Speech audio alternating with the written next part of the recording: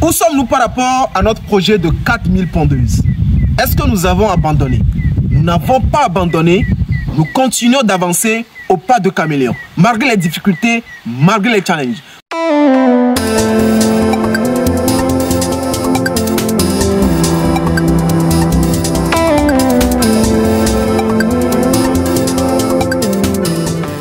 Vous savez, lorsque vous commencez un projet et que vous rencontrez pas mal de challenges, c'est ça qui donne un sens au projet. Un projet sans difficulté, un projet sans challenge. Un projet avicole comme celui-ci, la dernière fois que j'avais réalisé une vidéo ici, il n'y avait pas de poulailler. Vous n'avez pas vu un poulailler comme ça. Et actuellement même, nous avons amené les sujets, nous avons commencé la production. Malgré les challenges, malgré les difficultés, le monsieur a été courageux, audacieux. Il a décidé qu'on commence la production au bon moment.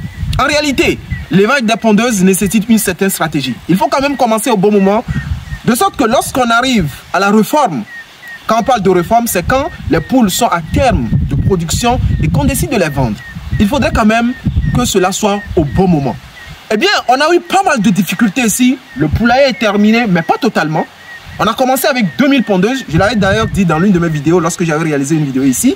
Et de l'autre côté, le deuxième poulailler qui est collé en même temps au premier n'est pas encore terminé, mais quand même, on a décidé de commencer la production. Pas mal de challenges. Le premier challenge, c'était les ouvriers. Vous savez, j'ai l'habitude de le dire que 95% des ouvriers, je dirais même 99% des ouvriers sont médiocres par rapport à la perfection, par rapport à la maîtrise de leur activité. Et c'est l'un des ouvriers qui ne m'avait même pas convaincu à ce niveau-là, lorsqu'on construisait le poulailler. On s'est querellé ici, on s'est tiraillé. Il a dit qu'il va bien faire le travail, mais au final, je n'étais pas satisfait. Ce n'était pas mon ouvrier, c'est l'ouvrier justement du promoteur. Je pense que d'ailleurs le promoteur va suivre cette vidéo et qu'il a déjà appris de ses erreurs. Vous savez, le maçon, il était bon. Malgré les difficultés, malgré les challenges, il a pu faire ce qu'il a fait. Pas mal, j'apprécie. Mais au niveau justement du menuisier, en tout cas, malgré ses imperfections, il a essayé de nous pondre ce qui nous a pondu. Pas mal, mais ce n'est pas vraiment ça. Ok? Bon, on ne va pas aller dans les détails, mais déjà, vous savez, les ouvriers, ils sont comme ça. Lorsque tu leur donnes les instructions, faites ça, faites ça, faites ça, quand ils n'ont jamais fait ça, eh bien, quand tu reviens, ils font autre chose carrément. Au niveau de la toiture, ils ont fait des erreurs, tellement d'amateurisme. Au niveau même de ces pondoirs, tellement d'amateurisme.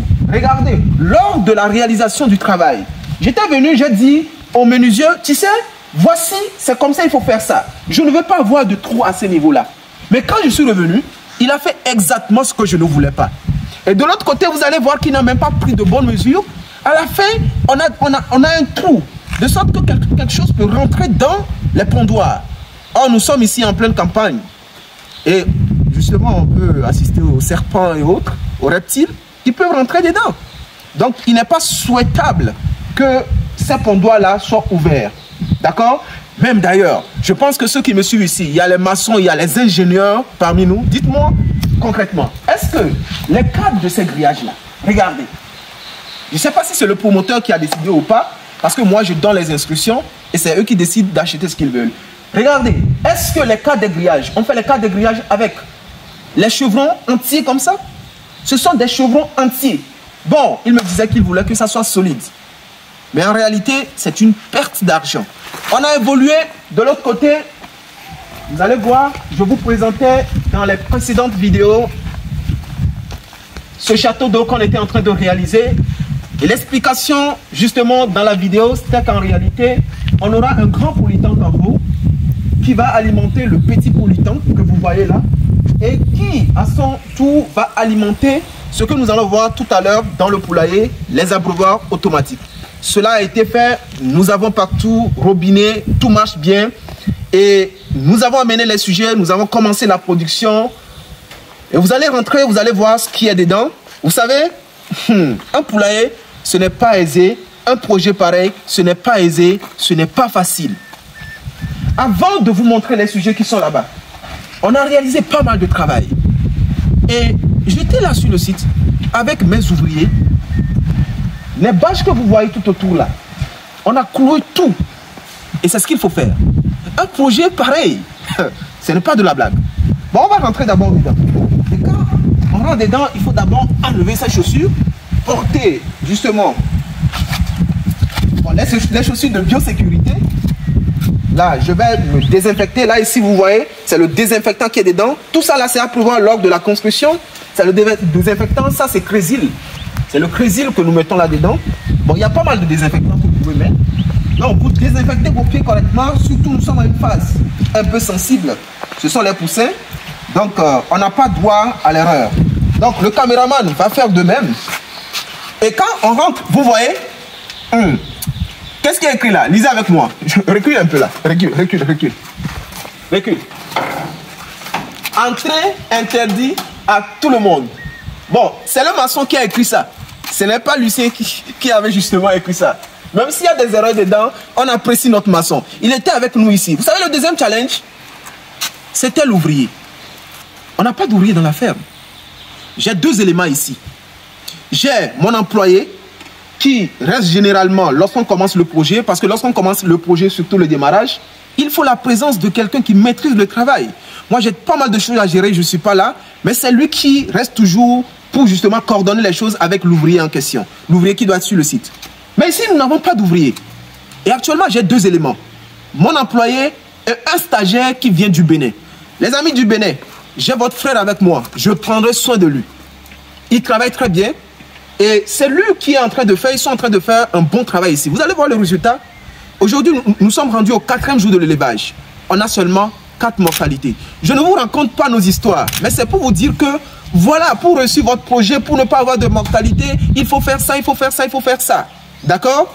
Donc, notre maçon nous a pondu une phrase très intéressante parce que je l'avais dit lorsqu'on a fait le vide sanitaire, parce que lorsqu'on finit de construire un poulailler comme ça, il faut faire le vide sanitaire. Le vide sanitaire, c'est le fait, justement, de laver le poulailler, de désinfecter le poulailler. Donc, c'est un travail qui est très méticuleux et j'avais fait ça avec les ouvriers ici. C'était très bon. Les résultats sont liés justement à ça. Si vous finissez la construction du poulailler comme ça, vous amenez les sujets dans la poussière, dans n'importe quoi, vous n'allez pas avoir de bons résultats. Les résultats que nous avons ici sont exceptionnels. 4 jours de l'élevage, 2 sujets seulement qui sont morts. Vous voyez que c'est bon. Alors, lorsque je partais, j'avais dit à l'ouvrier, au maçon qui était sur le site, qui nous accompagne bien sûr, que personne ne doit rentrer dans le poulailler. Donc, quand vous aussi, vous allez construire là, quand vous allez faire le vide sanitaire, vous allez tout laver, vous allez tout désinfecter, personne, je dis bien personne, n'a le droit de rentrer dans le poulailler. Sur les projets comme ça, dans les fermes comme ça, j'essaie d'être sans émotion. Même avec les promoteurs de projets, je suis sans émotion. Sans émotion, de sorte qu'ils comprennent qu'en réalité, eux aussi, ils doivent être sans émotion vis-à-vis des ouvriers, vis-à-vis de tout ce qui se fait dans la ferme. Donc, il n'y a pas d'émotion. Donc, quand on a fini, personne n'est rentré. Il a écrit interdit, entrée interdit à tout le monde. Maintenant, on rentre dans le poulailler. Et aujourd'hui, nous sommes au 4e jour. Et nous allons faire le premier vaccin. Quand on amène les sujets comme ça, il y a un programme de prophylaxie à suivre. Mais pas de façon, je dirais, s'il y a un programme de prophylaxie, s'il y a une maladie, eh bien on va traiter la maladie avant de continuer le programme de prophylaxie. Le programme de prophylaxie, c'est tout simplement ce programme-là, ce programme de traitement, de vaccin pour éviter les maladies dans la ferme. Donc vous voyez ici, ce sont nos sources de chauffage. Nous le faisons avec le charbon de bois. D'accord? On a enlevé ça parce qu'on veut faire la vaccination. Tout ça là, vous allez mieux comprendre si vous décidez justement de vous faire former. Imaginez que vous avez un projet de millions et vous avez la peine à sortir quelques dizaines de francs CFA ou quelques centaines de francs CFA pour vous former. Vous êtes sérieux? Vous êtes sérieux? Quand nous parlons en réalité de nos formations, c'est tout ça là. C'est la construction, c'est la répartition des infrastructures, c'est le forage, c'est tout ce qui est dans la ferme, c'est la production. D'accord? Donc là ici, ils ont préparé les abreuvoirs pour faire la vaccination. Donc vous voyez, ils ont fait sortir les sources de chauffage parce qu'en réalité, le vaccin sous l'effet d'une température élevée ne peut pas tenir. Donc il faut faire sortir les sources de chauffage. Ce sont généralement des choses que les gens ne font pas et qui n'ont pas de résultat. Parce que vous avez fait la vaccination, mais la vaccination n'est pas efficace. Mais pour trop de bavardage, vous allez voir les sujets que nous avons ici. Bon voilà, ici j'ai Mon élément du Bénin, c'est Richard.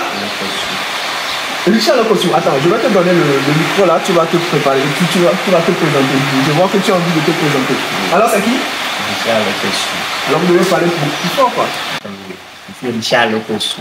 Tu viens d'où là? Je viens du Bénin. Du Bénin. Mais pourquoi tu as décidé de venir ici? Je suis ici parce que je sais ce qui est dans ce qu'on appelle l'élevage. Donc cela m'a tellement plu et je me suis donné à cela. Et j'ai même négocié avec surtout mon grand frère pour pouvoir avoir un peu de performance dans ce domaine. Voilà. Dans ce domaine. Il faut dire que Richard Lokosu, je travaille avec son frère. Son frère avait d'abord suivi la formation avec moi. Il est en Côte d'Ivoire. Et lorsqu'il est venu au Bénin, il a décidé de venir me voir au Togo. Et c'est l'un de mes fans préférés. À chaque fois, il dit, Lucien, tu es particulier. Et lorsque Richard, tu étais venu ici, tu m'as dit que vous avez été arnaqué par quelqu'un qui a décidé de la former, mais qui n'a pas pu tenir ses promesses. Voilà. Donc vous avez payé combien? Vous avez payé à peu près combien pour la formation? On a payé à peu près 300 et quelques mille. 300 et quelques mille. Cela n'a rien donné. Pour la formation? Pour la formation, cela n'a rien donné. Il vous a tout simplement... Voilà.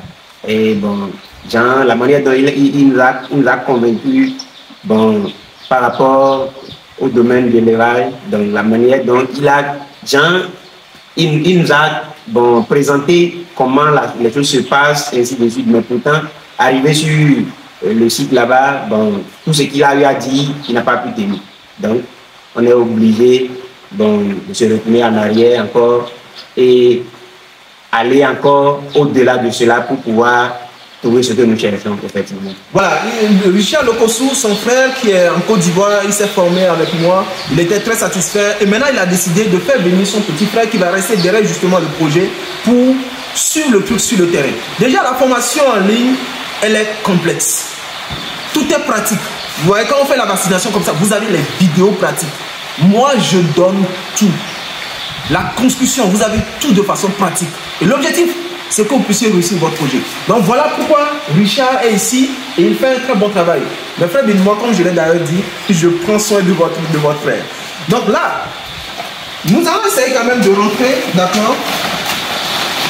Et vous allez voir, ce sont les sujets ici.